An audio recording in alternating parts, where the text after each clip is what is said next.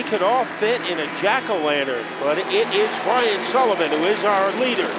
What a beautiful move that Brian Sullivan played to take the lead. Definitely wanted to get more wins. You know, that was one thing over last year. We won the championship and probably with the most consistent car. But with the one win, the shorter season we had, we definitely wanted to get more wins. And to step up our program, we knew that a new car would definitely help us out and switch into a Troyer chassis. Sullivan looking for a second career win. Off the turn. No question about it, Brian Sullivan will take down the impressive victory. I think we come out of the gate prepared.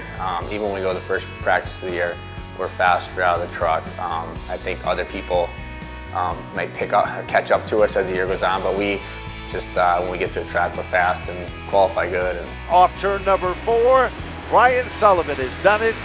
Back in the winner's circle here at Stafford. We knew getting a new car was exactly what we needed to do, and then you still got to have luck as the season goes on.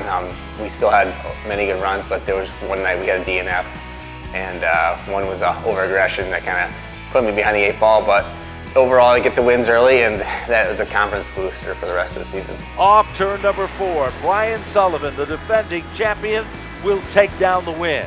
Momentum, yeah, I'm a huge believer in that. I mean, you get a win or you click off a few good runs, I mean, that stays on your side, and then on the opposite end of that, you get knocked out and you have a couple bad weeks, you could have a bad spell. I've seen it, I've been on that end of the stick, so momentum is definitely very important, especially with our division and even some of the younger drivers in our division. Well, momentum can go a long way on that. The defending champion is back in winning style here at Stafford.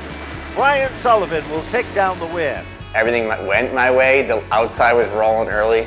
Got up there and passed a bunch of cars on the top side, but the car was hooked up and it was a joy to drive, you know, inside, outside, and it's just one at a time. And, you know, 20 laps, it was just like clicking them off, and you know, I was looking at counting the laps down. I knew it was going to be close, and I think I passed him, Mark Bacai, with like 1 to go or 2 to go, but it's a short race, so you got to make it to the front. But definitely had a stout car that night, and that's exactly why we built a new car, because that's what we were looking for weekly. I knew it was going to be tough between Alexander and Derek, and they ran great all year, and between the 3 of us, we might have won 11 out of the 20 races or so. So we knew it was going to come down to the wire. I had no idea it was going to come down to basically a 3-way tie, but you know, it's amazing that you run all year, and it comes down to 3 guys that whoever finishes ahead of each other. I kind of did some math in my head on where I thought Alexander was going to start. I knew he was going to be up ahead of us, so I knew we'd be coming from the back. I'd be around 13th to 15th starting spot. Prepared the car. I mean, we did everything we could possibly do, and we knew that it was going to be tough. He couldn't have asked for anything better. I mean, for the fans, it was back and forth, and we raced each other clean. It didn't come down exactly the way I wanted to, but it definitely was a good race. As far as getting down to the last couple of laps, I mean, it just came down to the wire. I mean, I'm not going to wreck the guy for the championship, and that's just not how I drive. So I don't know what I could have did different there.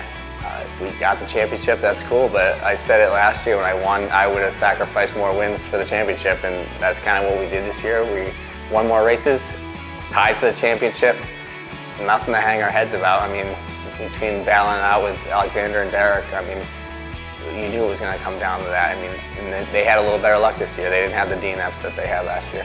I got to thank Sullivan Landscaping, Monaco Ford, Glastonbury, Vassar Landscaping, Glastonbury Oil Company, Competitive Edge Coatings, Sarah Fabrication, Centurn Machine, Precision Mechanical, the Chapman family for everything they do at the shop, and you know, just kind of racing as one big race team.